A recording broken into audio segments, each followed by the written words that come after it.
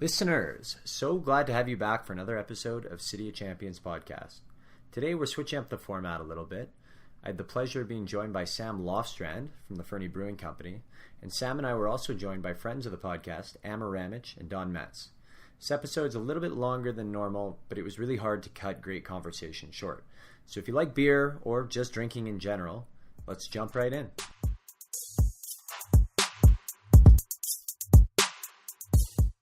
So, Amer, I appreciate you coming today. Honestly, I'm honored to be here. Would you stir up sports? I know we had a good run there, about 5 episodes. Was it 5? It was 5. It was 5, yeah. With Sam's dad vice, and I really appreciate you, bearing the hatchet and taking my olive branch and joining us on the City of Champions. Sam, glad to have you back from Calgary. Thank you. How is it living down in enemy territory?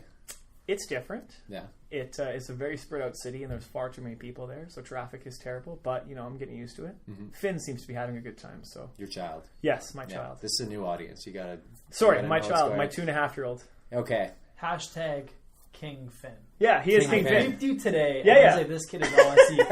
This kid is adorable. What's King Finn? What do you have him on? So you have him on social already? No. So when Christine was pregnant.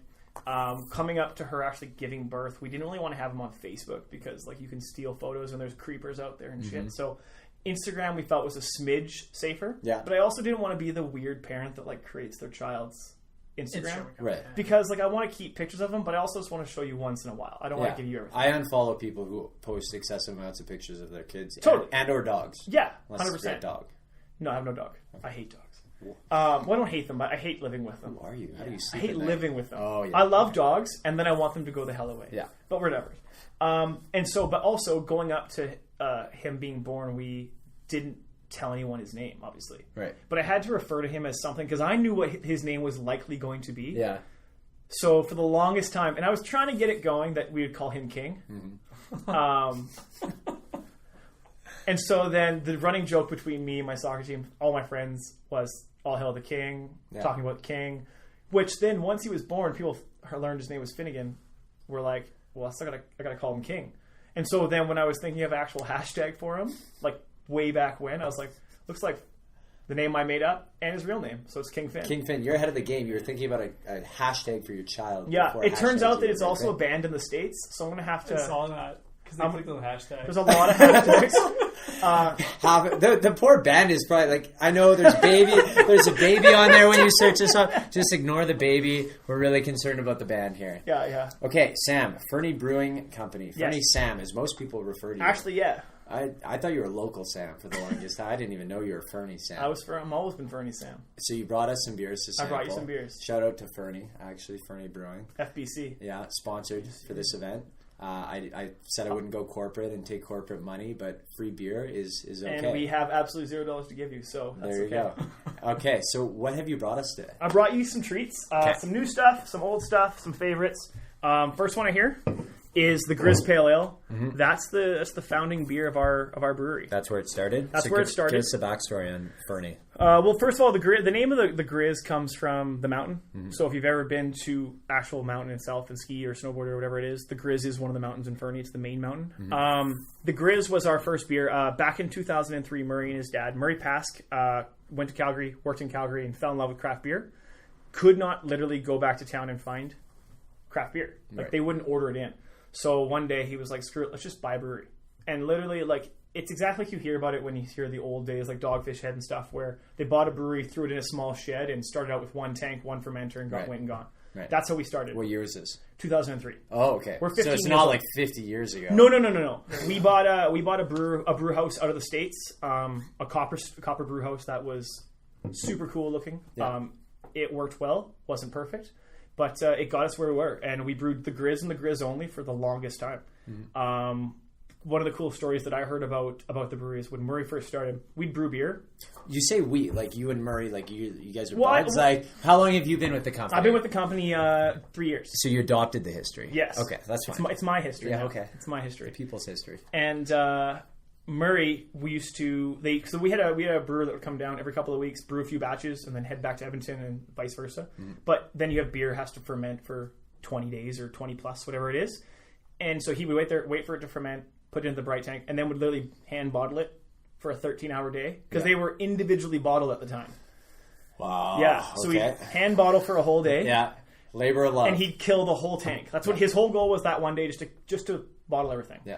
Then once it was bottled, he'd just load up his truck, and he wouldn't come home until the truck was empty. Okay. Damn. And that's how they slaved away. And then money that we got from selling the brewery, put back in the brewery. Yeah. And slowly we went from 1 tank to 2 tanks, to 2 tanks to 3 They tanks. straight up hustled and bootstrapped That's the business. it. And it was That's originally like he wanted to kind of sell beer to the Kootenays, to his buddies, and realistically go into the bars in town and drink his beer. Like have a beer for the town, have a beer that kind of people could, be part of and lived in the town or visited the town that have somebody to think of. Yeah. But at the end of the day, just make some beer and have fun and hopefully make money. So then at what point did he think we need to expand here? Because 2008. Everyone's been, everyone's drank what they like, but that only goes for a certain amount of time and then you just get sick of it. Totally. And yeah, but 2008 we moved from the original barn, which was on their family barn. It's their farm. Yeah. We moved from the barn to what was basically a cabin. It's on the main strip, so if you've ever driven through Fernie, Probably. it's right on the highway. It's literally right as you enter Fernie. You see the Welcome to Fernie sign, then you see us. And it was a glorified cabin to start because, again, our brewer didn't live in town. So he'd come down, he'd live in the brewery upstairs. All the offices were downstairs, a little bit of a tasting room, and he'd brew. And then every year, as we got more money, made more beers, more styles, money's just invested back in the brewery to make either expansions of the building, expansions of the amount of tanks we have. The biggest kind of leap and hurdle to get for a lot of breweries is tank farms. Right. You need to have tanks to make more beer because if you can't make more beer and store it, you're not going to be able to sell anymore. And these prohibitively expensive or big tanks are expensive. Yeah. Plus two, they take up a lot of room. Right. So you have to expand your building at the same time, but you're also managing it because you don't want to buy 30 tanks when you can only fill 2 to sell. Yeah. You want to buy them as you're doing it. So it's a constant kind of, you're always either checks and balance. You're always balancing act. You're always expanding, like one more tank, one more fermenter. Yeah. Then you're expanding the size of the brewery. Then you're doing one more tank, one more fermenter, and a canning line. Right. And then a little bit more shipping area. Right. This year we went through a big expansion and added a ton of room to our tasting room. Yeah. Added another silo, so now we have a a two-row malt silo, and we have a Pilsen silo, which will free up a lot of room for malts inside. So, well, it's obvious you guys have expanded because every time I go to a liquor store, I see the one-off bottles, the 650 mils or whatever, and there's 25 Fernie ones. At least it seems like that. You guys have good shelf positioning. Thank you. You know what? And shout out to Sandy up here in Edmonton for doing that. He's the one. He's slugging out, pounding pavement right now. Breaking other competitors' bottles. Exactly. Just throwing them Sorry, off. some more fell in the back. That's the Fernie way. But yeah, no. Tear all the other buildings down, so you're the only one in town. Just a tire fire. Okay. So chronology. So we started with the Grizz, and then what's next? What's next? We call it the unofficial house beer of Alberta. It's our bread and butter. What the huck? It's what the huck. Yeah. What the huck? Last year we found out that it was the number 3 selling craft keg in Alberta last year. Mm-hmm. So yeah, it's behind popular.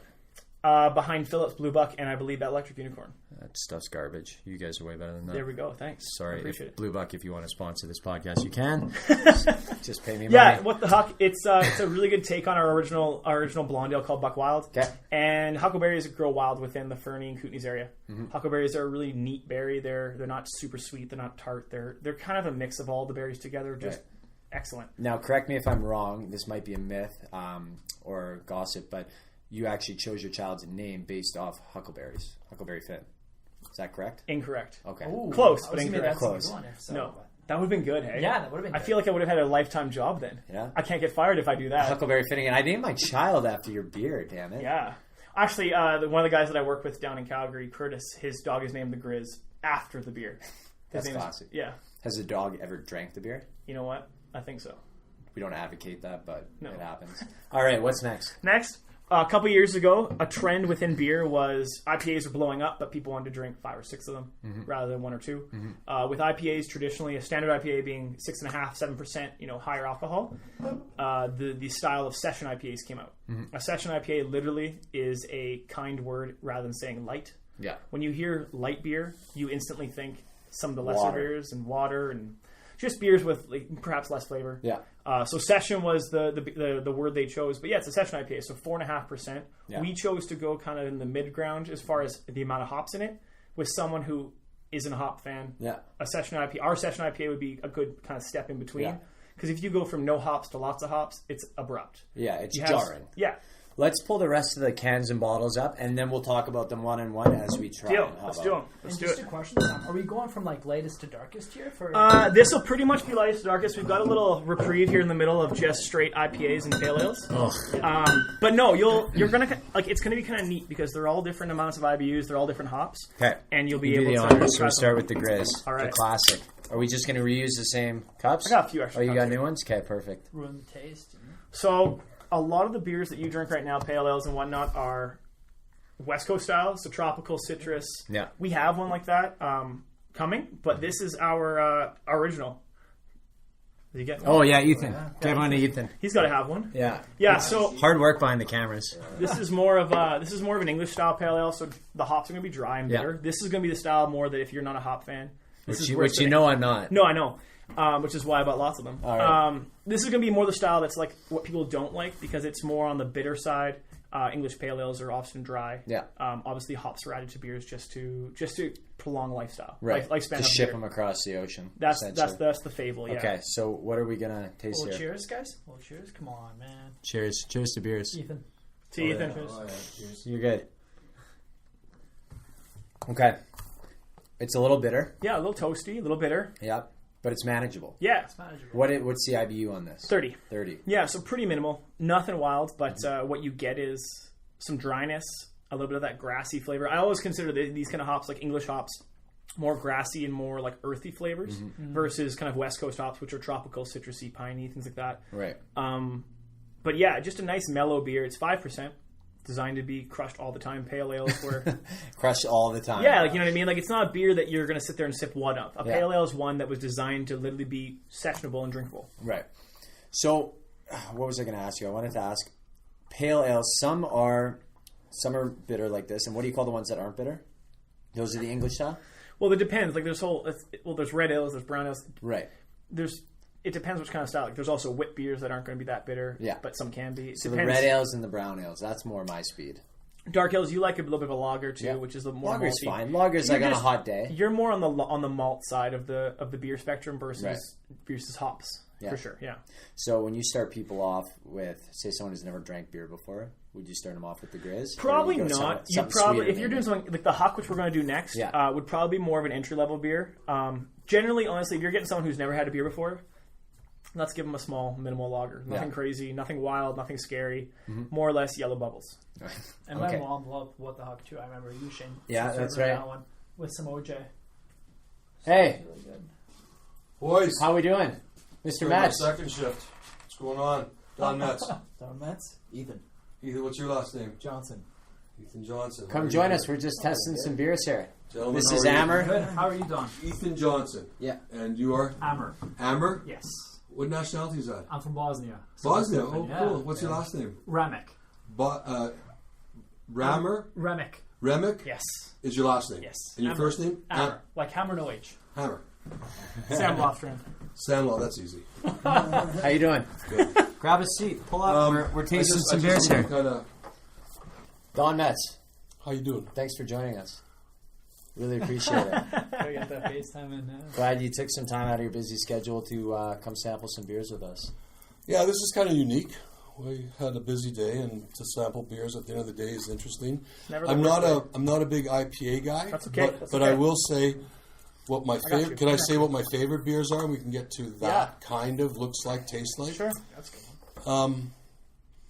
I like Stella. Okay, we don't have that. And I like Stella in a non-Stella glass because we're sponsored by Molson, so I'm not allowed to drink Stella in public. You like Pilsners? I like Canadian. I like Canadian. I like Banquet. I like Coors Banquet. You like light, crushable, Yeah. I like mellow flavored? yeah. You got any of those? I like Not here. I do have some, but not here. Right. I'm okay with Coconut, but those are kind of my go-to beers. Yeah. You know, and I like them. I like beer out of a can versus a bottle sometimes. You're rare. A lot of Interesting. people Really? like bottles. Why is that? Can's a better product. What? Can. Can is always a better product. So when people talk about how, like, this is an issue we deal with all the time, only in Alberta. Yeah. But when people talk about how cans taste tinny and stuff, they're just dumb now. Mm-hmm. Because the way we line, clean, and sanitize cans is so immaculate now. There's no tin taste. Unless that can has been sitting in a cellar for 20 years, you're not going to taste that.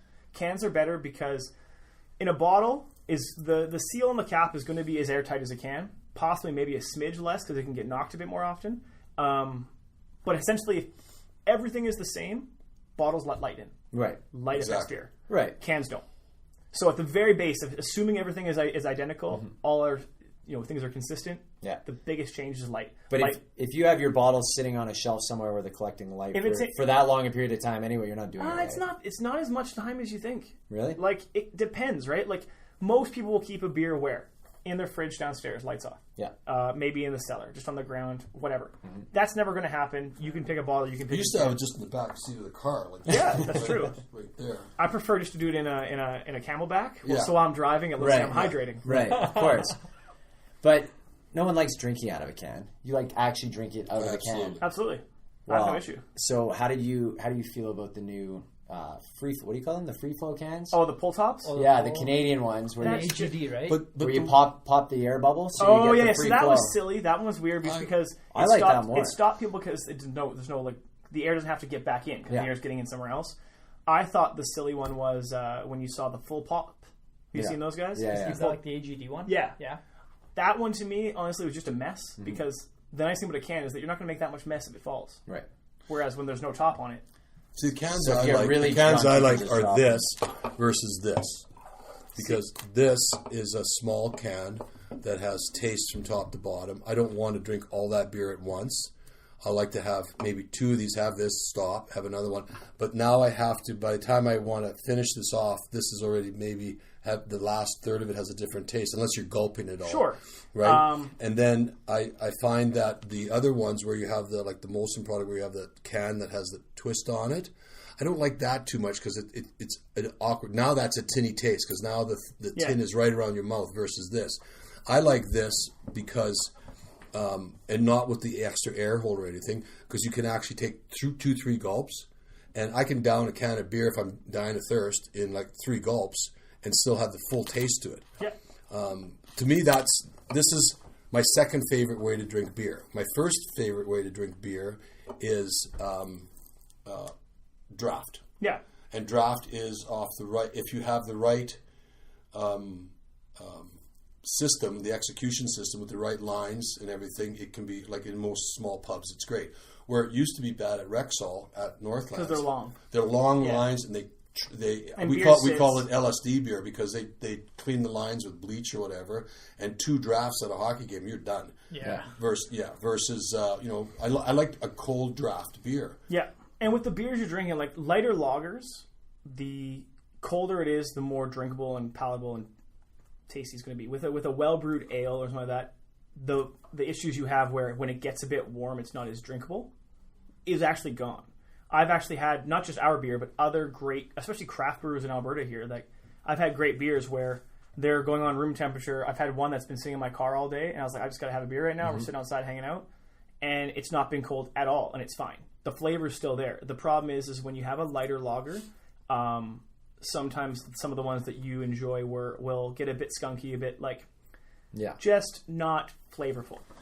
I just had one beer just as I left work today. I was just finishing off an email. I was in my office and I just felt like, geez, I like big that. Keyboard. Never mind. Yeah. I wanted just a beer, and I had it room temperature Canadian, small can, and it was perfect.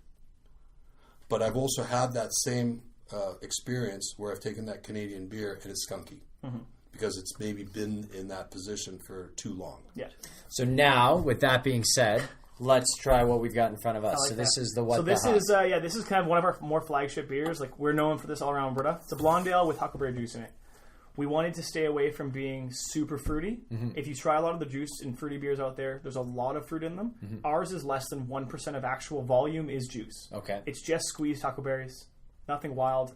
We don't see a point of complicating it. Just take good berries and squish them. So you squeeze them, get the juice, and then you just, at what point do you introduce that into the brewing post-fermentation. process? So the beer's been fermented, and then literally like for every 100 liters we do, there's less than a liter of huckleberry juice. Yeah. So it's just a tinge. honestly, it's there to be, because when you drink the beer, you should get blonde ale first. Yeah. It should be nice, a little bit citrusy, a little bit light and fruity, similar to like a grasshopper or a village blonde or something like that. And then in the background, you should get some huckleberry juice, some huckleberry flavor. Honestly, it's like adding a personality to the beer a bit more. Just a little bit of a zing at the end. That's this one here? That's right. Let's see what it tastes like out of the can. I like this guy. I knew you would. See, that's better. And even than from that. draft, it's really good too. This I like is a, the this is a draft. bit. I like That this out of the cold can. on draft is amazing. Yeah. Yeah, That's what we have at that's local right That's now. a good one out of the can. Can we just snap that as the whole promo for this? Yeah. That I like. That cold on draft, and then hear them. That I like. That I like. Good. Excellent. Let's keep going. Okay, what's next? All right. So this is one you're not gonna like this as much, but you know what? You're gonna try it anyways. Ethan, do you want one of the Huckle? Oh yeah, I'll have one. Yeah. We've Listen, got we can't Slingshot. get him drunk behind the camera because it'll be all over the place. Oh yeah. So this is one of the beers we started introducing ourselves to, introducing our customers to.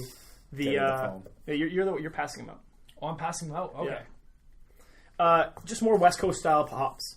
Okay. So Sorry, how do you guys fit into this together? Like, No, so, okay, let me give you a background. So Sam and I used to work at Local together. Sam, I knew him as Local Sam. Unbeknownst to me, he was actually Fernie Sam because he's worked for Fernie Brewing for 3 years as a rep / other various positions, I suppose. Amer and I started Stir Up Sports podcast. Amer's idea, his brainchild. We did 5 episodes together. We had creative differences where Amer wanted to do a sports talk show and I wanted to focus more on arts, business, and sports in Edmonton. So we went our creative separate ways. I extended the olive branch to have Amer come join me on City of Champions and kind of, bury the hatchet. where are you from? How so? Like, Like, where do you live now? I live in Edmonton. Oh, okay. Yeah. What line of work are you in? I'm in Square now. I'm in my 4th year at the U of A for human resources. Oh, good. So, yeah. No. He's going to be a stud one day. He's a smart kid. We'll see. If you can't tell one by of the those glasses. Come on. Oh, yeah, exactly. That gives it away. Yeah. Smart. Okay, well, I got it now. Yeah. So we work together at Local. And then So you're the commonality between the two, not the two. I'm the commonality. But then between we've everyone. hung out now since. Okay. Yeah. Yeah, Sam went into Local one time when I wasn't there, and they became friends. I didn't hold a grudge against that. That was fine by me. I think actually time slowed down. Yeah. Our hearts started to beat in sync. Yeah, that happens we usually are. with Sam. You experience it. It's like the first time you hear the Beatles, right? Oh, that's like the nicest thing you've ever said about me. Clearly haven't seen... First time you've heard the Beatles. Yeah, that's like you haven't seen Superbad, obviously. So I have, like, a bunch of times. Okay. All right, so what do we got going What's here? it- All right, What's this this one is our session IPA. So, our first kind of jump, actually not our first, but one of I'm our sorry, biggest jumps. when you're tasting wine, you should be, like, correct me if I'm wrong here. You should have... You got to turn that off if you're on my podcast. I thought I did. All right, I'll take it. As far as tasting goes, I know that's where you're going. As far as beer goes, give it a sniff. Bread. You can give it this, yeah. Whether it's bready, you can taste some yeast in there usually. When you're tasting wine, you have bread to clean your palate, right? Yeah, you could have some water. You could drink some coffee. Coffee's a good We're not fancy here, though. Yeah, at the end of the day, we're moving in a progression here. You should be able to taste the differences. These ones here we really need because they're really cool and similar while being so polar opposite of each other as far as which hops are being used. Right. But really cool. And then the last one's so different. That was incredibly confusing, so I'm excited to get there. Yeah, they're all West Coast hops. But what I was going to get to is that the West Coast has great soil and they grow really cool hops. And people are starting to bring out new variations of hops and new strands and new shoots of them. So this is the session. Yes. It's Galaxy hop, Citra hop, and Mosaic. So really classic now. They're considered classic West Coast hops now because they're the older versions. But tropical, citrus, and pine. Right. And 50 IBUs, so it's nothing crazy. But 4.5%. The idea What does is, that mean? Pardon my ignorance. What is 50 IPAs? IBUs is the International Bitterness Units. So the International Bitterness Unit is a way of testing how many alpha acids are dissolved within the beer. How many what? Alpha acids. When you drop it, Pardon my ignorance. What is an alpha? Let's go. I'm gonna get there. So when you drop hops into a beer, it's like a tea leaf, and when you dab a tea bag, it becomes stronger and stronger and stronger until it gets to the level you want. Okay. You pull it out. What's happening is with the hops, they're going into the boil. The boil will either be at the start of the hop. The hops will either go in the start of the boil or the end. The longer they're in the boil, the more they boil. So it means the more they cook, the more alpha acids and bittering acids are in there. The later they're in acids? alpha acids, yeah. And then later on, they're more aromatic acids. Still alpha acids, but more aromatic and flavorful. So depending on when you add them to the batch, will determine whether the bitterness will be flavorful or whether it will be just bitter and back here in your jowls. So the earlier they're added, the more bitter it is. Correct. Yeah. So to compare these two, at the very basic of it, it gets so difficult now because now people dry hop, now people wet hop. They now dry people, hop? Yeah. Dry hop means like I once. thought that was just for high school kids. That's right. But yeah, and so what you get is different flavors you get out of them. The IBU is literally a measurement you can take of how many acids are in the beer, and that tells you how. Initially, it would tell you how bitter it was. is that similar to wines and tannins? Very similar. It's a good way of looking at it as far as the whole aspect of it. The downside to the IBU rating now is because the breweries are getting so sophisticated at the actual art of adding hops and when to add certain hops. You can have high IBUs but just boatloads of flavor, Right. and no bitterness. You can also have low IBUs and boatloads of bitterness, depending on when and where they're at. So it's not a bitterness scale. It started out that way Okay. because It was originally you took your mash, Yeah. you threw your hot water in it. That water made wort. The wort was then passed over to the boil. While you're boiling it for impurities and whatnot, you would then add hops. Hops were added because it kept it longer, as just to keep it a better product for a longer period of time. That ended up making it bitter. Nowadays, we're so efficient and we have so many new methods of doing it. The IBU rating is less important than it used to be. Right. So this podcast we're seen as for a sophisticated beer drinking crowd because there's terminology here that goes over my head a little bit. That's why I'm here. I'm dumbing it down. Yeah, and Okay, I'm happy to go as dumb as possible. Yeah. Right, and so we shouldn't pretend we're sophisticated. We should just ask. So if I was to compare these two, this had a bit of a fruity flavor to it. This is much more bitter. Yes, This they're got a very real different beers. Tang beer. This is making my mouth dry. Taste this Why out of does the that happen? can. That's the bitterness. That's the dryness in the hops. The Dawn can test. The Dawn can test. That'd be a good. That'd be a good one. Well, that means you have to I finish love them all now. Slingshot is a really good style of beer. Super mellow, especially if you want some hops. There's a whole different taste. Not a whole different taste. There's a slightly different taste from how the vessel in which you're drinking it out of. Totally. Versus there's more or less air into your mouth. Right. That's it. Yeah. So can we start on a different one because this is making my mouth extremely unpleasant, unhappy. Oh, don't worry. This one's gonna be wicked. And I'm gonna drink this one out of the bottle. What is this? This is Base Camp. This is a West Coast Pale Ale. So earlier you had the English Pale. Yeah. You had the Grizz, our original. Yeah. This is the West Coast Pale. What you get out of this guy is we started using hops. It's our first crack at Yukonot, which is a hop that's relatively new to the West Coast as far as being grown. We also use Mosaic, and Mosaic's a really piney hop. What you get is a really cool citrus and tropical flavor. Yeah. But the really unique part about this is we brew it with oats. Oats are obviously we've all eaten oats in the morning. They're the exact same thing. Right. But oats will add sugars, but they don't actually impart a lot of flavor to a beer. They just actually change the feel of the mouthfeel. Interesting. So it's actually going to be more like palate coating. You kind of feel it in the inside of your cheeks. I love this beer. It's brand new for us. This one came out in July. Oh, okay. This is fresh out of the brewery. Yeah. This one here actually is kind of unique. We actually originally planned it to be July to September. And our response from customers and people on Twitter and Instagram, and if you think your comments on Instagram get unnoticed, you're wrong. The reason it's being kept now full time is because of the people wanting it. Right. It sold well, great, but people said we want this all year. Yeah. So we said sure. May I ask, and if you don't want to answer this question, that's fine. But what does that mean? Sold well? We can't brew it fast enough. As in, so when based I say on how much volume you put out, because we can time brew, it takes to brew, brew. So whatever your time it takes to volume ferment, is, okay.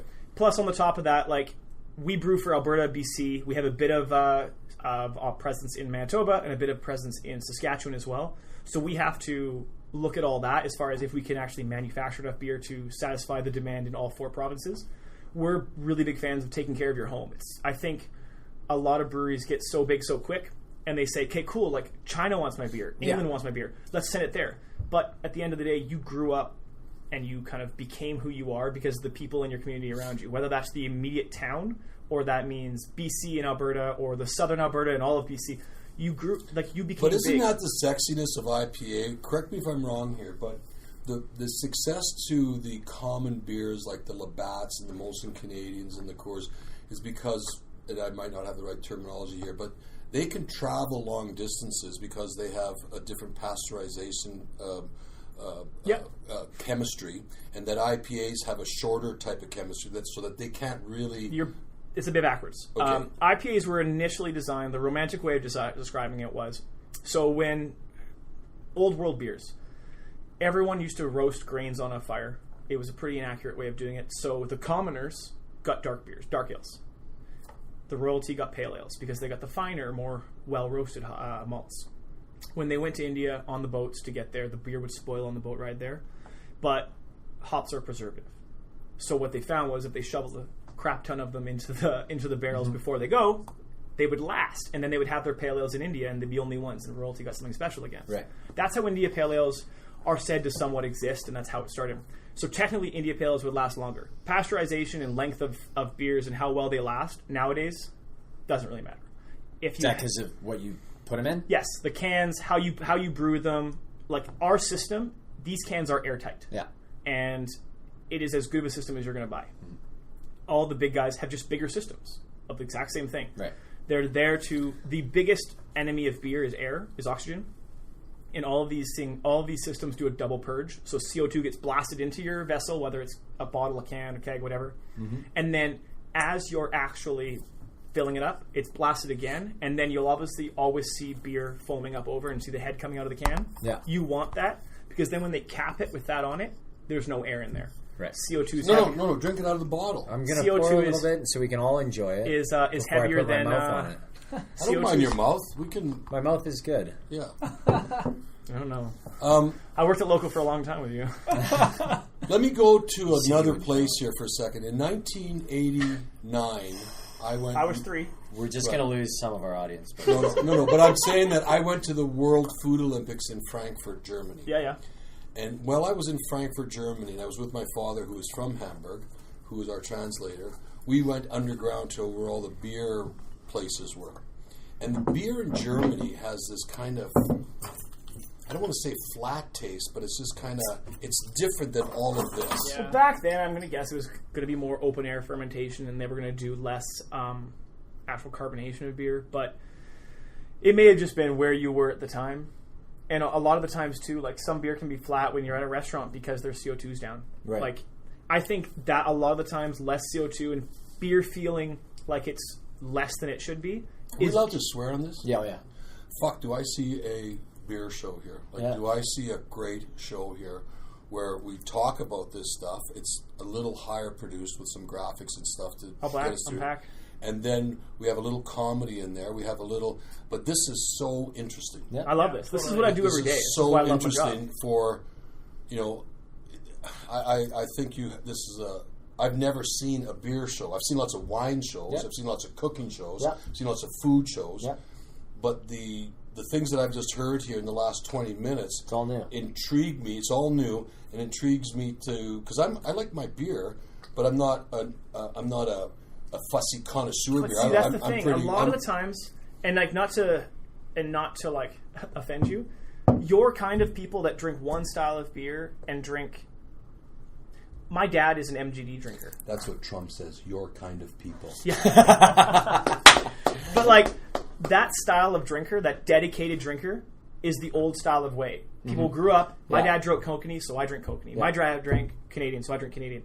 Nowadays, people are realizing because beer used to be yellow bubbles and that was it, you just picked your brand. Yeah. Nowadays, there's so many styles of beer, and the reason there's so many styles of beer is there's so many different palates. Plus, beers match with food so well and pair with food so well, but different beers pair with different foods. Well, marketing increased. You found other ways to sell your beer other than saying, "Hey, this is the cleanest, crispest one." Totally. Now you can say, "Well, yeah, it really hits you on the back of your throat." And then when you have it with this meal, it really people sets it wanted off. Different flavor profiles. Yeah. Just because it's crisp and clean doesn't mean that's what someone like myself. I drink a lager as little as few times as possible. Because it's boring to you, right? To me, it's less exciting. Yeah. But that's the way that people are starting to realize, hey, there's really cool beers out here that aren't the same all the time, and it's interesting to try new beers. So I'm intrigued again, and pardon me for all my... I love when you interrupt.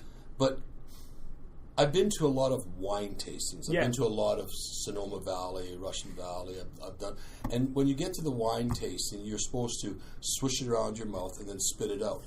if we keep going here, I'm going to be hammered. Yeah, that's the fucking point. We got caps Let's coming. do it. We got caps coming. Don't worry. Yeah. The point. But doesn't that alter the taste as you're trying to taste everything? Yeah, like in a way, sure.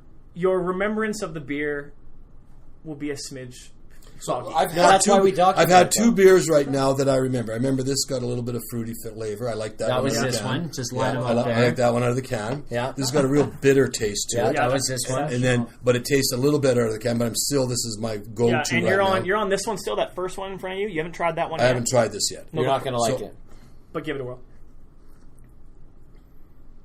No, it's.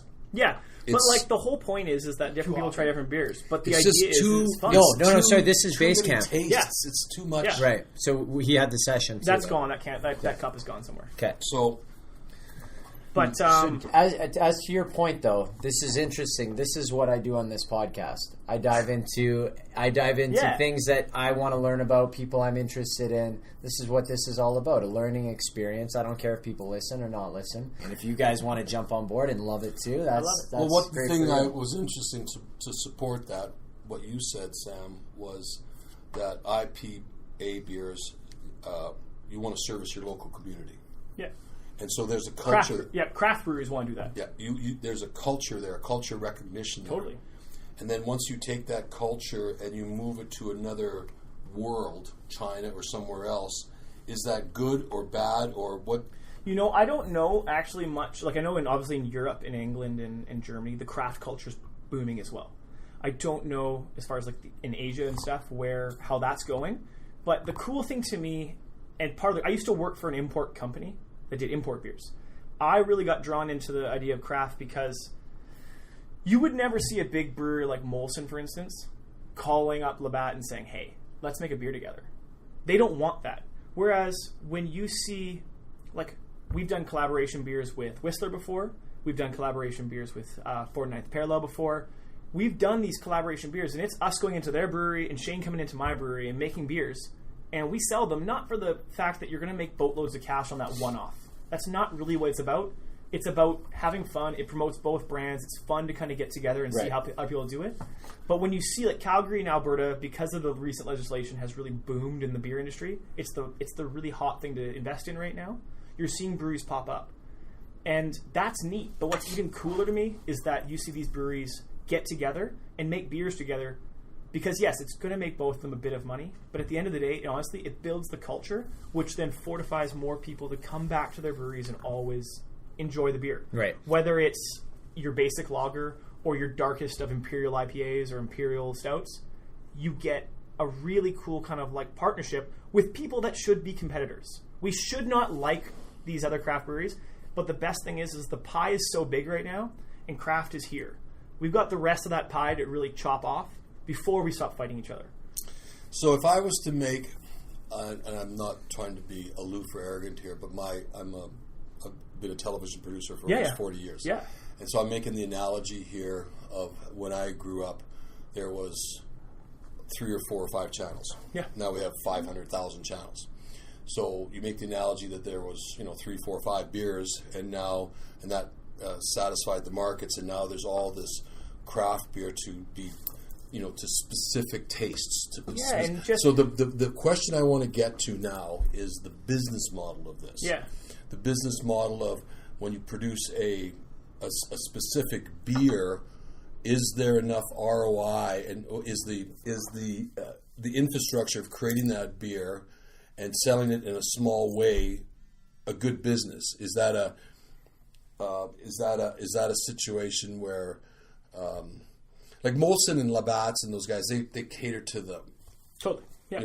And you can see how they do the shelf space. Yeah. You can see that when you walk into a beer store, it's Molson Canadian, Molson Light, Coors, Labatt's, Bud, and then your crafts get less and less shelf space out there. Yeah. Which kind of is how much of the business you're taking off. Yeah. I make the analogy to the television world. We're getting into a cord-cutting culture where appointment TV is gone now. We don't want to be told when to watch TV. We don't want to just have Labatt's or Molson Canadian or Labatt's Blue. We want to have all kinds of other funky tasting beers that cater to our taste buds with the food we're eating or the pots we're smoking or whatever we're doing that works with everything in there. The question I have as an entrepreneur is, if you set up a craft business, does it only work if you have 8 different kinds? Or so I'll tell. Okay, so currently we have a lot of craft brews popping up. does any of that what I said make sense? Yeah, you have a lot of questions in there. You're basically asking how to start a brewery.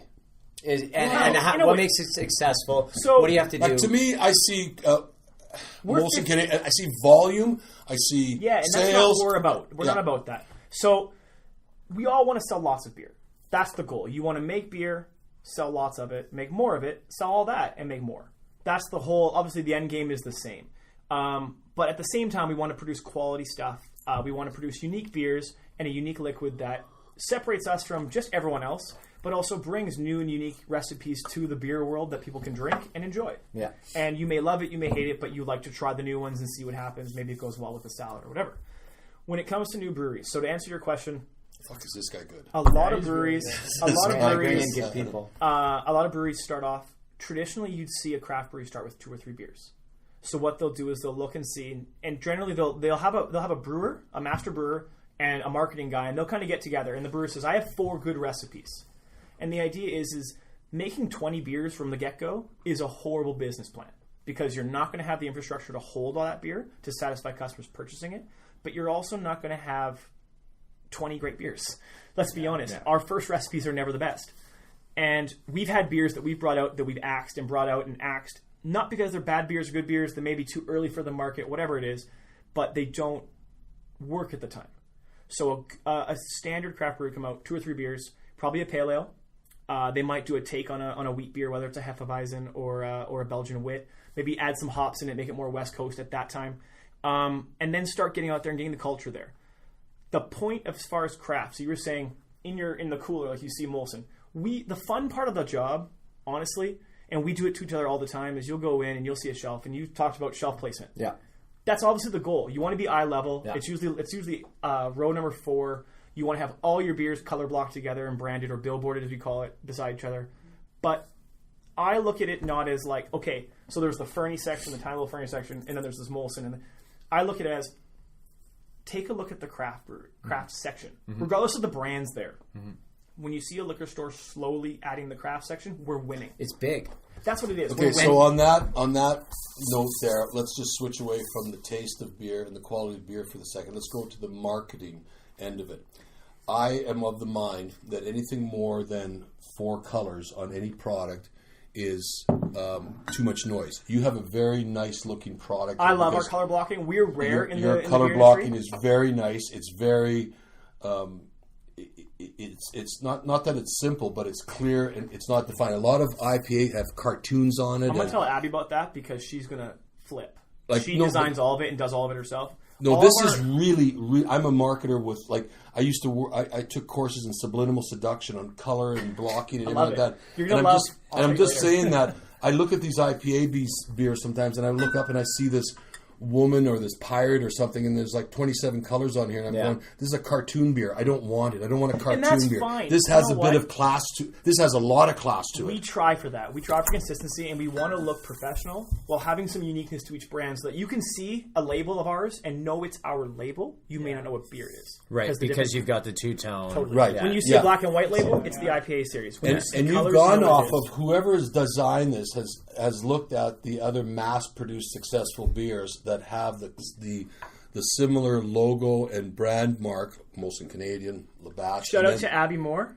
Good job. Yeah. This is very, very Can we just talk about how overwhelming it is to go into a store and see this massive shelf of craft beer? Like, it gives me anxiety. It's like going to the bookstore and deciding what to read. I see beer every day. I don't do so. I moved when I was in Alberta, northern Alberta. I was in Edmonton, living in Edmonton, working for Fernie. Yeah. I did everything: retail. I did on-premise, restaurants, events.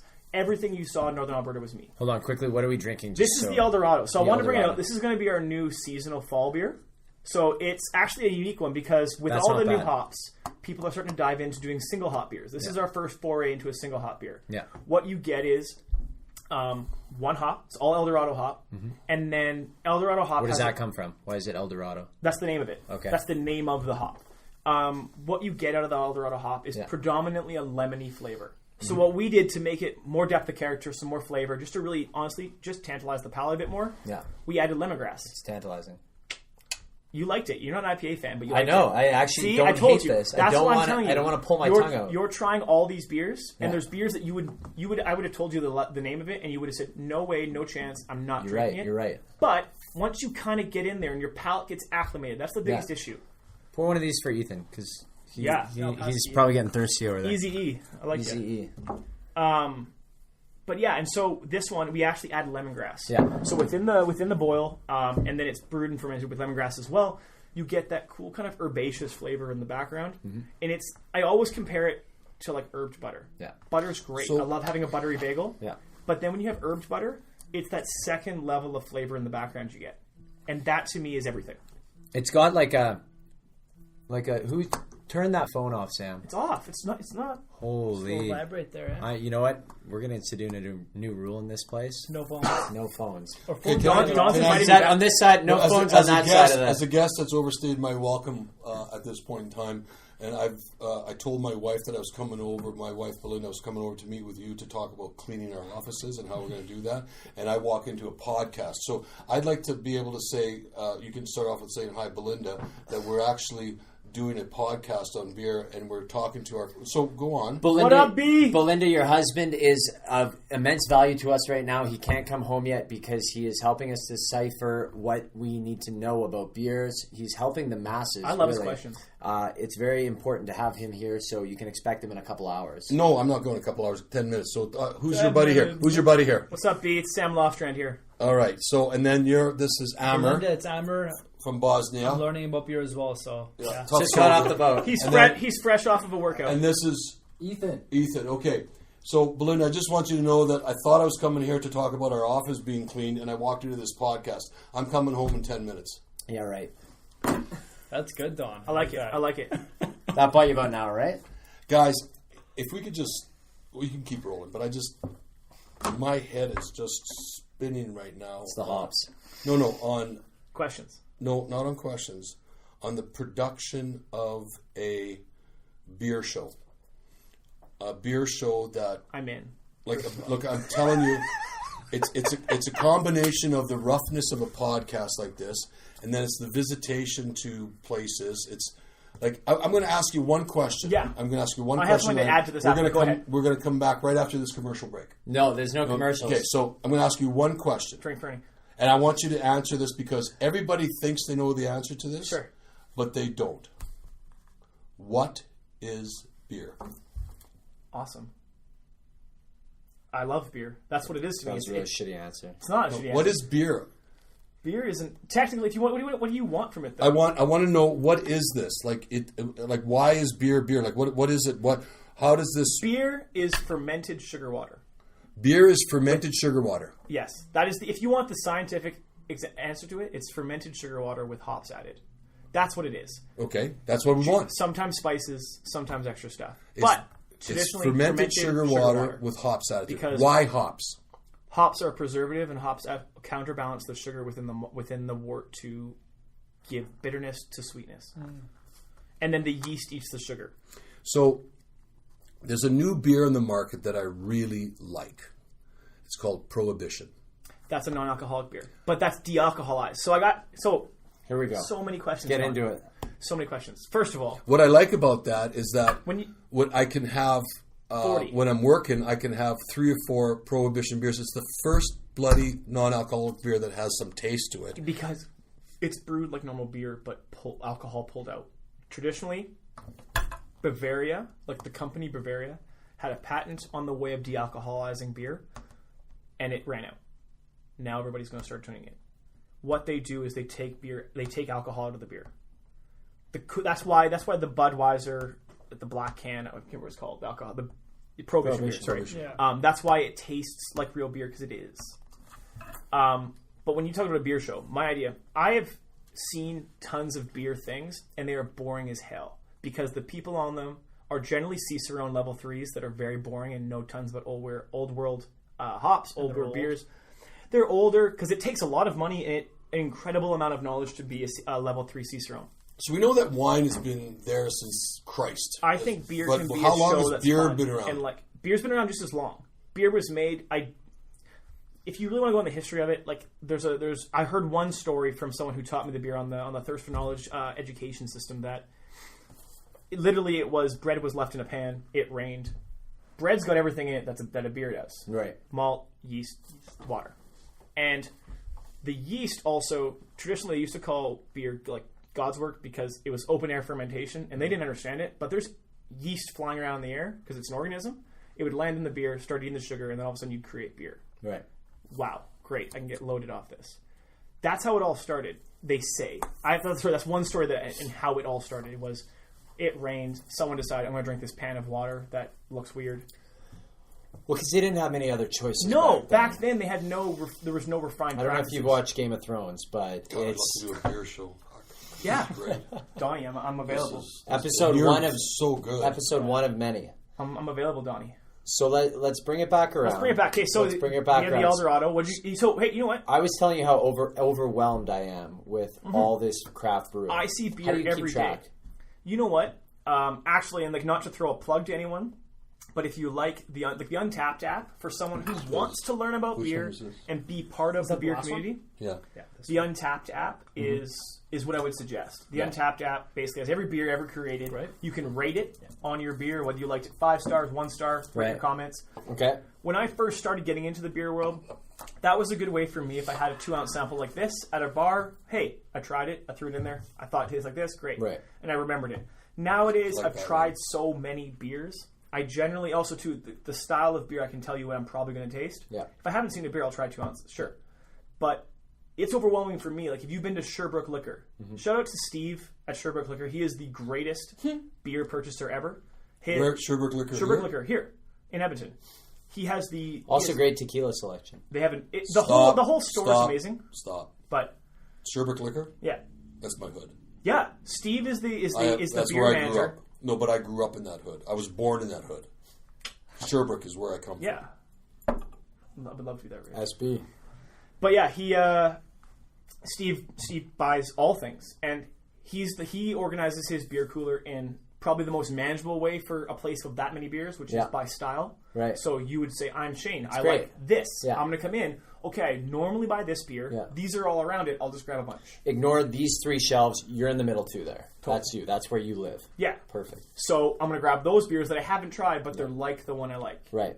So that's the easiest way to do it. And he does an amazing job bringing in all the new beers, all the limited beers, all the weird beers, all the one-offs. Right. Okay, so let's switch gears here for a second and bring another element in. That's what happens when you have How many gears do you have? two hosts on a show. No, let's switch gears. No, I'm just a guest. Anyway, so I'm a vinyl collector. I collect vinyl albums. Yeah. I collect vinyl records. Again, just lost half the audience. No. But the 5 cities in the world that you buy the best vinyl records are London, England, New York, Los Angeles, San Francisco, and Winnipeg. Why Winnipeg? Because in Chicago, when the prohibition of booze was happening and they busted everybody in Chicago, Al Capone, everybody went up to Winnipeg, across the country to Lethbridge and everything, and the music followed. All the jazz musicians and everybody followed. The most speakeasies are in Winnipeg. Tell me about beer and music. What's synonymous. Beer and so music and alcohol is synonymous. So whether or not music and alcohol is synonymous. Yeah. But is it more specific with beer? And I think beer would probably lend itself more to the punk rock alternative music styles and people like that. And I booked Stomping Tom Connors once. Yeah. Prior to God bless me, and he would always for his rider have room temperature Pilsner beer that we'd have to bring in, and he'd fucking drink 12 of those things before he got on the stage, and it was like the worst shit I'd ever tasted. But he just cracked these stubby bottles, Pilsner beer, room temperature, and that was his. But he grew up liking that. He loved drinking that. That's what he grew up drinking. Yeah. And that's the thing. A palate is so flexible in the sense that no matter what if you grew up drinking something, you're always going to have an affinity for it. You're going to have a taste for it. But it's the same way. No one likes beer when they first taste it. Get back to music. Yeah, to me, I think Portland, Seattle, these are all places that have great music communities. Thriving craft. Like Portland could arguably be one of the greatest craft beer areas in the States. Is that why? Because they have great music, like they got good speakeasies, good live scene. I think it's just Jimi Hendrix came from there. Well, Seattle, Jimi Hendrix came from Seattle. Nirvana came from Seattle. Seattle's got. I was there a couple years ago, and every bar I went to, I tried to grab just anything that I hadn't tried, because there's a lot of American beers we don't have in Canada. Right. So you just got your audience back now. I tried to grab everything I could, but the coolest thing to me was, again, there's so many breweries popping up. Like, look at Alberta, for example. Like, even as a BC brewer, we don't hate Alberta brewers. The legislation really sucks for us right now, but it's going to change one day, maybe. Maybe it changes back. Maybe it changes to an augmented system in between. But the reality is that having lots of craft brewers, it affects us because there's more competition, right. But it also brings more people into our segment. So while they create and we have less opportunity to sell to the same person, we have more opportunity to sell to more people. So you might come in, and now that you've tried these 5 beers, you might now go and buy a craft beer, that is the win. That's all we need. We need you to try one more because you're going to try it. I will give it a second look, but I'm now on a 5th taste, and to me now 5 is too much. Like not the consumption of volume. It's I'm trying to determine the different tastes. Normally, like I remember the first 3-4 tastes, but now I'm going to taste another beer, and I just sort of. So normally, if I'm in a system where I'm at a restaurant, so what I do is I'm on premise for Alberta. I manage all those things. And what I would do is I'll go in and talk to a bar manager. We will discuss prior to tasting beers what they're looking for as far as a style, what's not represented on a tap line, and what they could maybe add to the tap line to grab new customers or make people drink more. And that's where I come in, because you'll look at it and say, you've got 12 light beers and 12 taps. You need 2 or 3 dark beers. Yeah. That's what we'll try. I'll get rid of all these IPAs. And you'll try a red beer, a brown beer, a maple porter that we make. We make a stout. We make a winter ale. We make all those. That's something where you would then... That's where I wonder about the business of it. If there's so much variety, can you sustain a good ROI on that much? We absolutely do. Like, you're so diverse. But instead of a place having 3 Molson taps, they go down to 2 Molson taps or 1 Molson. Some don't tap, have right? it anymore. Yeah, and you're exactly. seeing it's really the chains and the small mom and pop shops where Molson is going to, and not to accuse them of throwing money at places, but help them out. And that's where and those places are the only places that have a ton of the major domestic product. Big stadiums like Rexall and Rogers. Yeah. Those are the places that have Molson contracts. Can I talk about a conspiracy that I've heard, which may be a myth? You can, but before you do that, what are we drinking now? This is called Old Stumpy. This is Old our Stumpy. So we are in a system, and you've seen it, the black and white labels. Yeah. They are limited release IPAs. Great. So we release a new IPA every 2 months. Yeah. Old Stumpy is a play off of the idea of having a single hop beer. Yeah. So rather than single hop, we try one single flavor. So it's all pine flavors. Yeah. So hops that have pine flavors, Simcoe and Mosaic. And then just a nice mellow beer to kind of give you that hoppy flavor while still being honestly refreshing. Like, honestly, I'll say it's like eating a pine tree. Yeah. To me. Yeah. That is like pine. And I have a question, Sam. I saw that like the most recent IPAs, like they go up in alcohol percentage. Some. Do all IPAs like contain higher? So an IPA will generally have between 6.5 and 7.5. I'm getting loaded. Yeah. 6.5 and 7.5 is what an average IPA will have. Okay. You can have imperial IPAs, like a double IPA. Is that why people like IPAs or something? Is that why they lean to it? Because it's more alcohol? No, it's because it's trendy. There's flavor. It's trendy. There's a lot of reasons. But high alcohol doesn't hurt people, because if you're walking to the pub down the road and you're watching the game and you want to kind of get a bit sauced, you can have 3 pints rather than 5 pints. Right. And for a guy who doesn't drink a lot of IPA, what I've noticed right now is that I just noticed it's got more alcohol. But when I'm drinking a Molson product or a Coors Banquet, I'm drinking it. I'm drinking it. Well, another one. I'm drinking it. I'm easy eating. But this one is more almost like I don't want to say sipping it, but you drink it. You enjoy it. You enjoy this. Yeah. It's a different experience. Whereas absolutely the other, it's just a function of it's like. I have to say, like, going through the motions. I have done a lot of sit downs where you talk about beer and drink beer, and this is what I do all day. But tough job. I really enjoy the fact that you've come to these revelations verbally, because to me this is something that people don't realize sometimes. Yeah. Why the myth and conspiracy I'm talking about that I've heard in the beer world is that Molson and Labatt's are backing some craft breweries. Well, they're buying them. They're buying them, but they keep their brand separate, and they take the signs. Mill Street is an example of that. So Mill Street was bought by Labatt 2 years ago. Right. Mill Street technically operates as its own company still. Right. You'd never know they're affiliated. Nothing changed. The reality is, though, a couple of the house brands were taken over by Labatt, now brewed by Labatt. And then they still operate their own beer houses. So you have the Mill Street brew pub down in Calgary. They have Mill Street brew pubs out east. They also own Stanley Park. It's all the same company. So all these breweries are brewed by Labatt while still brewing on their own. Okay, so that there is some truth to that. There is some, absolutely. The reason that is partially is I would think you see these big companies realizing they are losing market share in large numbers to craft as a company. Not Fernie, not anyone specific, but as a brand, craft is starting to take over. So they're trying to make sure they stay within that segment. But also, too, they're being smart on the aspect. They're realizing that people don't want to have, and the current drinker doesn't want to have, the same beer every day. You may drink Molson Canadian 5 days a week, but Saturday and Sunday you might crush IPAs. Mm-hmm. So they want that business too. When I was, growing up, the tough beer that was like tough was Samuel Adams. I love Sam Adams. That's the oldest craft brewery in. Is that? It's the biggest, largest craft out of brewery Boston, right? Yep. Out of the States. They have 100 and some beers. Yeah. Yeah, that was. And then the other beers that I like Steam Whistle. It's a light. Steam Whistle is a great craft company. They took a different model though. They went, we're going to brew one beer really, really well. Their Pilsner's great. There's no doubt about it. That's all they make. That's all. Can you now tell our uneducated the difference between ale, lager?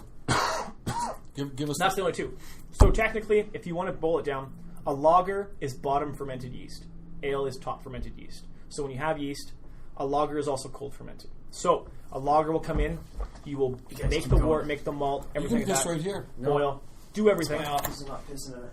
Lagers are then the yeast then goes in and it ferments through the bottom of the tank. Ales are fermented at room temperature with the yeast at the top of the batch. That's the biggest difference.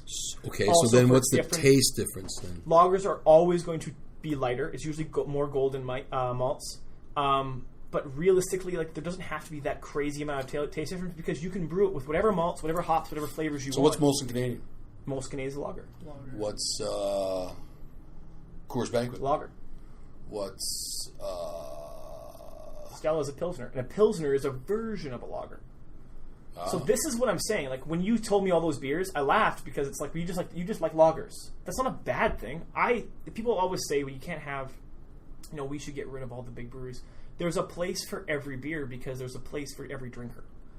You can have, if you enjoy light crushable beers, like you said, you want to crush a couple gulps, done. That is fine. That's the point of beer, is to be drank by the common person. The beer is a drink of the people. We're just now, as a company of Fernie and as a brand of craft beer, bringing out different styles and different opportunities so that people who perhaps don't like lagers or want more from their beer have an opportunity to try something different. So what are the more popular ales? That's a big question. IPAs are probably the trendiest right now. Sours are really becoming popular. What is a sour? What company is a sour? What brand is a sour? Well, a sour is a style of beer. Okay. Sour is literally a sour beer. There's not a lot of hops in it, and it's mostly like a lambic. A lambic would be a fruit beer. If you've had Lindemann's has a framboise, which is a raspberry lambic, and it's literally basically raspberry juice and a bit of yeast and a bit of water. And Clint Eastwood likes only one kind of beer. He likes Lowenbrau. Lager. German lager. Yeah. As a lot of people that age would. Yeah. And the cool thing, and one of the things that happened, in the 90s, you saw, and even 80s and 70s, you saw people like Molson, Labatt, and all these big brands. They were going in, and people were only drinking that beer. They were going into a place, and you'd have 4 Molson taps. They might be the same beer, might be different names, whatever. But beer initially started when you start a town. That's why these German cities have all these breweries, and these breweries are 400 years old. When you built a town, you built the market, you built the place where you had the hospital, you had your shop, and you had your brewery. And the brewery made beer for the town. That was it. So when I always speak to making beer and taking care of your home, that's what I'm talking about. You take care of your home. If more people enjoy it, that is awesome. You want as many people to enjoy your beer as possible because that's all you're making it for. You're not making it. You're making it to make money, but you're not making it because you just want money. Right. Because this is a labor of love and on the long run. And then one day you make a lot. So beer went through the various formats, again, to make analogies to the television business. But what happened to the dry format? What was this whole thing about dry beer? You had dry Molsons and dry this. Honestly, I never really drank. That was like in the 90s, more or less. Yeah, and it was kind of this. We went through this dry phase. I don't know enough. Honestly, I would probably go through dry phases. Stumped him. I would think my best guess when I heard that would be I would think it was mostly a marketing ploy. I would think. I think that's marketing to get you to drink similar beer that's made by the same company to, again, retain market share. That's the whole point, right? They want to retain and sell as much beer as possible. There's just so much to talk about here. Yeah, I like the whole concept of the vessels. The cans, the bottles, the kegs, the draft, the glasses. Did you know, funny thing, in a lot of provinces, bottles are the least bought style of vessel, and cans are higher. And in Alberta, we're the highest domination of bottle. Really? Yes, for 355 bottles. People in Alberta, because of this old style, bottled beer. It makes no difference to me. I like canned For beer. me, it's not a taste; it's a holding. Like this feels cheap. Like this, this feels hillbilly to drink out of a can. To me, that feels like. You know what? Going camping. That feels like. I grew up in Vancouver, so I guess call me a the city thing with slicker. putting it in a glass, to your point, for me, in the social dynamic of how you interact with people and how you drink alcohol and make sure that you manage your alcoholic management throughout the evening, and you have 4, 5, 6 beers. But if you put it in a glass, the glass goes faster. Because that's unfortunately that's on you. no. But the reason the glass goes faster is if you let it sit there, the last half is flatter. Sure, yes, carbonation. You just got a bigger mouth hole. Yeah, the carbonation leaves as it sits there. To me, that makes no difference. The carbonation of a beer is the last thing I'm caring about for a lot of reasons, but. You taste it better when it's less carbonated. Yeah. So give me this last one. I'm going to leave here pretty soon. Red Ale. I've really enjoyed this. So Big Caboose Red Ale, named after the train that goes through Fernie twice a day. That's fun. That's good. This is a nice. So this is polar opposite to whatever we have. It's good, eh? That's my second favorite beer. Don't drink it out of the can. I'm drinking that one out of the can. This is my to me, favorite this is one. this is my gem. This is my bread and butter. It's my second favorite one. It's no real bitterness. The bitterness there is more grassy. Caramel malts, amber malts, molasses malts, those nice red flavors that just smooth. And a good dark beer, I think, is also not heavy. Mm-hmm. I think a lot of your domestic dark beers tend to be heavier. There's a lot of reasons for that. Heavy beer. Tell me about Guinness. Technically not heavy. Guinness isn't heavy at all. It's probably the healthiest of the beers you're going to drink. Like, one of the healthier beers you're going to drink is a stout. It has 4.3% alcohol. Like, Guinness is a wonderful beer. So why is the Guinness one the healthiest one? They roast the malt super light, but it's a lighter beer. Like, technically, the less alcohol, the less calories. That you can just pair those two together. But it's not heavy. It's black. Mm-hmm. Perceptionally, it's heavy. Yeah. When you look at the beer, you think it's heavier. But if you drink them side by side, if you actually drank a beer side by side, it is less heavy than most beers. Well, and the other thing with Guinness is it's not carbonated with CO2. It's got nitrogen, which takes up much less room in the stomach. Yeah, it's a nitro. If you were to chug a beer, and I've had people come in for pub golf where they had to chug a 1 liter milk bottle of beer, they said, which would be the easiest to chug? And I said, go with Guinness. All the time. And they tried it, and it went down the easiest. It's like milk. Yeah. It's like Or either that or cider, because cider's not really carbonated. Well, cider is. It's bubbles. It's literal carbonation. There's no there's yeast. Is that right, eh? But when you pour a thing of cider, a pint or a sleeve of cider, it kills it faster. It's like the bubbles are gone right away. Right. But Guinness would just it's like right milk. down. Goes if you're in a beer bong, Guinness. Yeah, Guinness gets style like a stout gets that aura of being heavy and being filling and stuff. Guys, I've got to go. I really have enjoyed this. I think, Sam, you're an amazing talker. Amer, you're a great listener, and I like your tattoo. Thank you. And Shane, thank you for having me on this. Mr. Metz, thanks for joining us. I do want to say a couple things that have impressed me. First of all, I like this beer the best. No, you don't. You hated that one. No. You like this one the most. And then this the second one. Yeah. No, this was the one. No, that's the bitter one. You don't like that at all. And then this was the season. He did like Slingshot. I liked Slingshot. It's the one he likes it. Really? I told you. Yeah, I told you he did. You have he no didn't like intentions, he didn't like the Grizz. Yeah.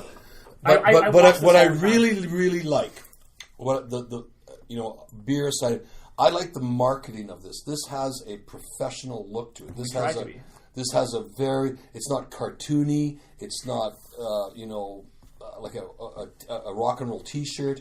This has got some style, but it also shows some independence to it. Don, I will tell you right now, I'm going to call Abby, and if she doesn't listen to this podcast, which it's a 50-50, no one really cares what I do, I will call her and tell her, because I think she will be thrilled. We work very hard on making sure our marketing, while professional, still gives off the Fernie vibe. We want you to understand our culture of our town the most. We want you to understand what Fernie's about, but at the same time, look fun, look great, but still be professional. You're not arrogant because your font doesn't have drop shadows on it. You have a one-dimension font style. You have very simple colorations. You only have the cans with 2 or 3 colors on it. It's not complicated, but it's sophisticated. It's professional looking. I can't wait to tell her. I'm actually. The first thing when I walked in the room. It's very nice to hear that. Because those are the things, honestly. Actually, when you walked into the room, you said this looks like shit production. But yeah. Secondly, he said the beers look really good. Looks like shit production. Have you got that screensaver up yet? But it's about the content, not necessarily the production. I could design this room like a nice pub and bar. Anyway, I think you're working with more budget than we are. No, that's not true. It doesn't take much to do a little art direction. Does it take more? That's negative space right there. There's nothing going on there. Yeah. I just moved into this office. We could have had a Fernie Brewing on there. Yeah, picture of Fernie. Picture of Fernie right there, you know? Yeah, could have had a picture of the brewery. What's wrong with you, Shane? Well, usually a guest brings a gift for the host, but okay. All right. I mean, I'll take these beers as gifts. All right, thank you very much. Let's just kind of cut it for a second. All right. Don, thank you. We're not cutting, but we're going to keep going. Thank you so much. Yeah, that was great. You're very, very, very good, man. Thank you. I want to come back to you, and I don't have cards. I'll leave one with Shane. And to be fair, Shane texts me all the time, so you can text me anytime. I'll link you guys up in a group chat. I got to get some more cards. Oh, good. Everyone loves another. So many cards. Everyone loves having a second group chat to go into. But this has intrigued me because I see all these shows, these cooking shows, and I see all these wine shows and stuff. But the beer show, let's get real. Let's get a beer show where we get real ripped on it, and it just watch the natural progression of us losing it and getting. Well, it's like the angry. McKenzie brothers. It's like, do you remember the McKenzie brothers? No, Are you kidding me? I was born in '86. Yeah.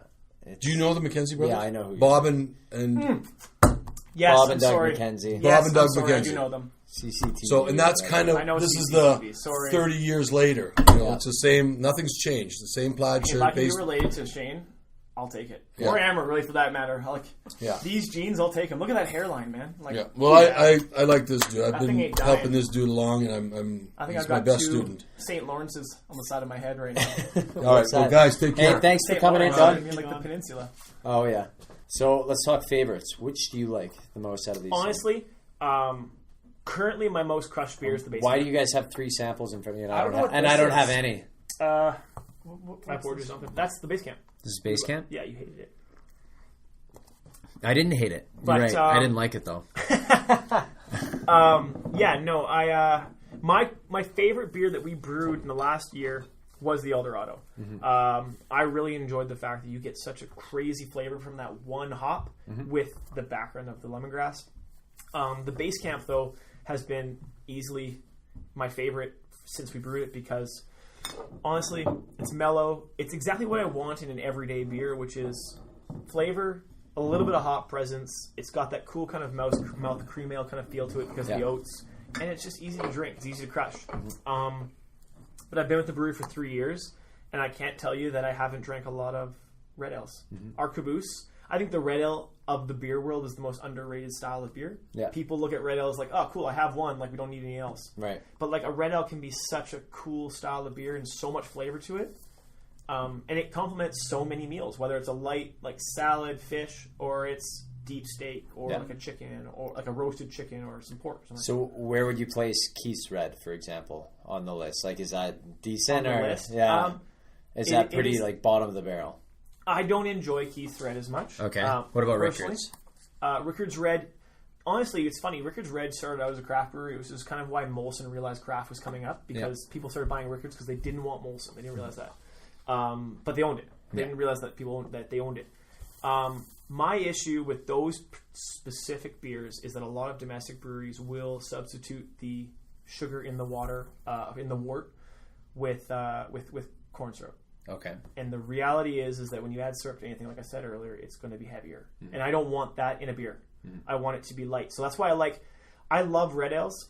So the big domestic brands probably aren't where I'm going to go with that. But if I'm going to, like Half Hitch down in Cochrane makes a wicked red ale with a bit of hop to it. Okay. That's kind of a beer that I would go to. That's right in your play zone. That's a sweet beer. That's a beer also too. You can look at a red ale and go, I'm not going to be alarmed by this. Yeah. I'm going to drink it. I'm going to enjoy it. Yeah. But it's not going to be like, I'm going to step outside my box because normally I order Keith's Red, but it's not here. So I'll order this red ale. So I'm not going to get too outside my box, but it's out of my comfort zone. So who makes the best red ale? And that's a matter of preference. Yeah. I love our red ale. I think our red ale stacks up against any of the great ones. The Caboose. Yeah, I did. Just that one. Yeah. I think it stacks up against any of your great dark beers, your red beers. Yeah. But at the end of the day, it's a matter of preference. Like, why do you like it? Ours is kind of right down the middle where there's some caramel, there's some very molasses. sweet. Yeah. Yeah. Not a lot of hop presence, and the hops that we use are grassy and dry. So rather than anything citrusy. The Half Hitch that I spoke of is more the hops are more present. Yeah. Which is still really, really delicious. So it kind of depends what you're doing and what you want, but I think it's kind of up to user's discretion. Right. I love our beer. I think we make excellent beer in every style we make it in, but I'm also a smidge biased. Yeah, just a little bit. So where is the market for craft beer going? Are we going to see you guys gaining more of the chunk of the market? Are you going? Do you ever see a day that the big breweries get pushed out? Oh man, that would be tough. I do see it when you go like look at BC, for example. BC has 120 breweries. I see a day where predominantly, aside from your big chains, every restaurant that's independently owned, I see a day where there's more craft than there is in domestic, for sure. Do I think domestic's ever being pushed out? No. But the piece of their pie will get smaller. But it doesn't mean they're going to sell necessarily that much. They're going to sell incrementally less liters.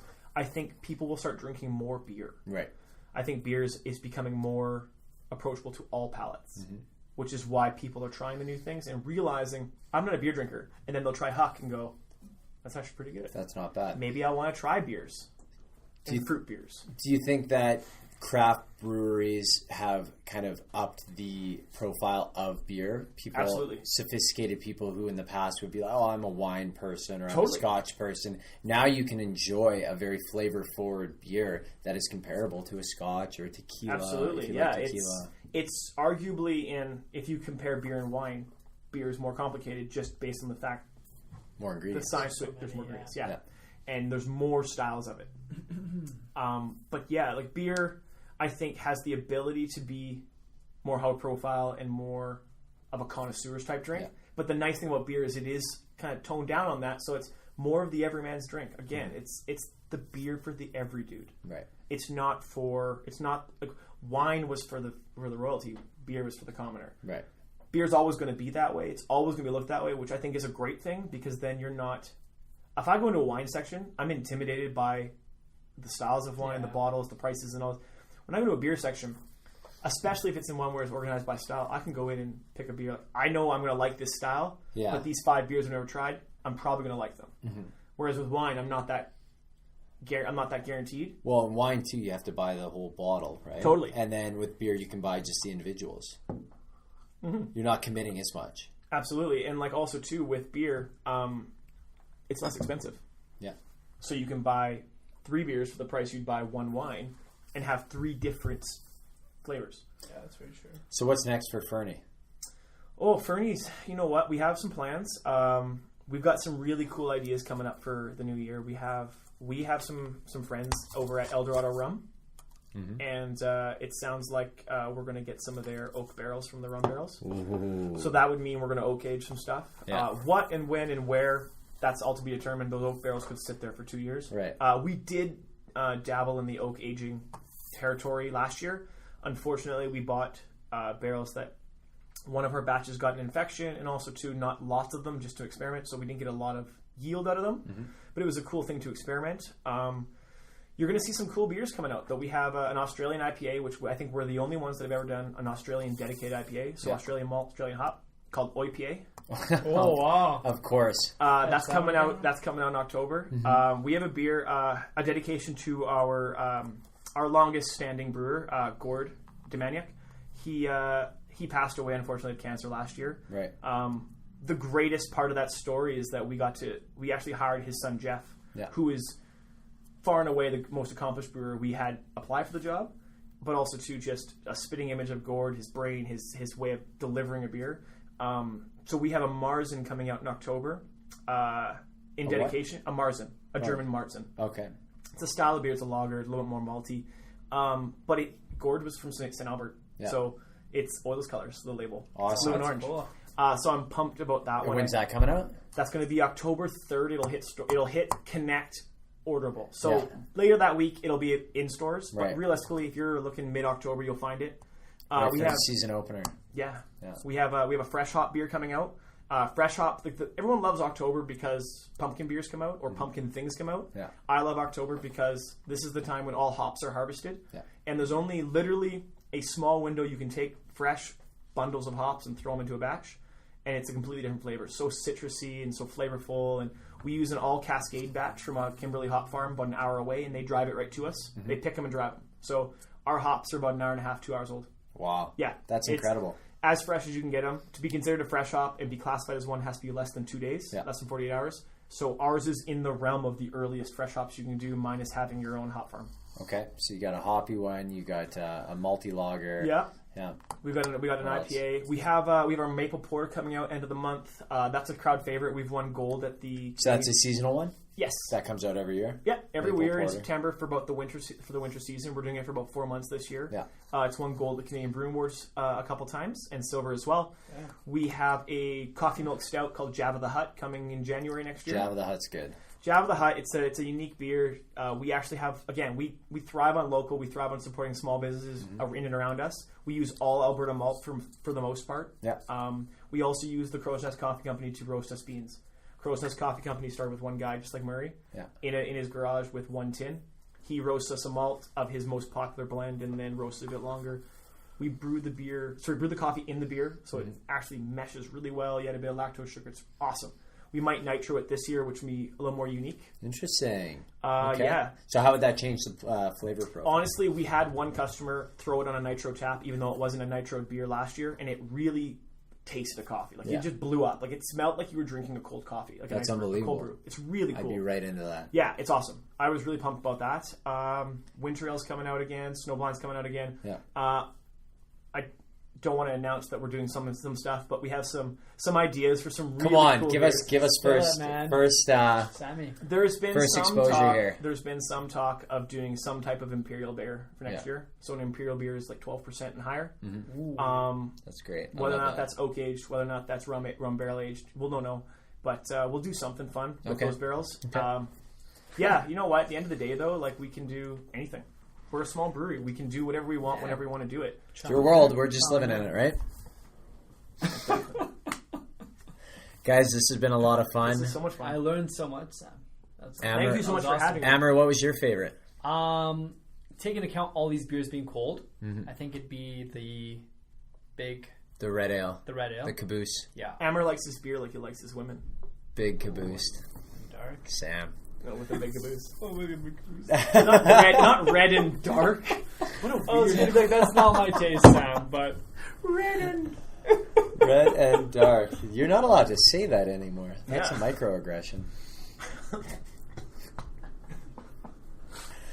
Sam, really appreciate it. Thank you for bringing all this. That's awesome. Glad you met Don. He's a fun guy. As a thank you to you for just creating a podcast that I can listen to outside of Edmonton. Yeah. And I can tell you right now, I miss home every day. Yeah. And having a podcast in the idea that I kind of had that I thought would be so sweet, interviewing people around Edmonton that do great things. I think you're killing the game. Thank you, I appreciate that. Well, we do have a lot of great people in this town, and it's time that there's the exposure was kind of put out there, and I've got some great guests lined up.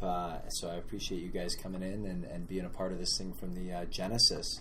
It's absolutely. I'll come back anytime. We're just getting started. Yeah, I'll invite you almost anytime. Excellent. Okay, guys, perfect. Amer. Thank you, Shane. You're not even going to put a Stirrup Sports plug in there? Dude, well, I mean, people know what it is. Basically, you're a sports-centric talk show. But, yeah, no, I mean, Shane, you're honestly doing great things. So All right, man. Yeah. We'll do a crossover one of these days. One of I'll these get days. back on the show with you and Isaiah. Yeah, that'd be awesome. All right. Thanks for coming in. Cheers. Get home safe. Thanks, guys. Guys, thank you so much for listening. It really means the world to me that you did. Wasn't able to get to some of the write-in questions for Sam, so he was kind enough to, after the fact, answer some questions about beer. Number 1. Can you drink unfiltered or cloudy wheat lagers or lambic ales for the probiotics instead of eating yogurt? Sam's answer was obviously yes, but you get the added benefit of alcohol to kill all sickness. I mean, have you ever seen a sick brewer? Fair point, Sam. Number 2. Is the beer gut worth it? Well, Sam says in historical context, the larger the gut, the wiser the man. So yes, and you can trust me because I am clearly wise. Number 3, and I'm not sure this is relevant, but we want to give the people what they ask for. Do you think Ross and Rachel were on a break? Sam says, obviously. Rach called it on hiatus, and Ross being the attractive, emotional guy, she had to know he was a catch. I mean, he knew Inagi was a doctor. Come on, she knew what she was giving up.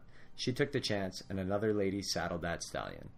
Very valid points, Sam. Thank you so much for your input. Guys, have a great week. We'll catch you next Wednesday. City Champions Podcast. Take care.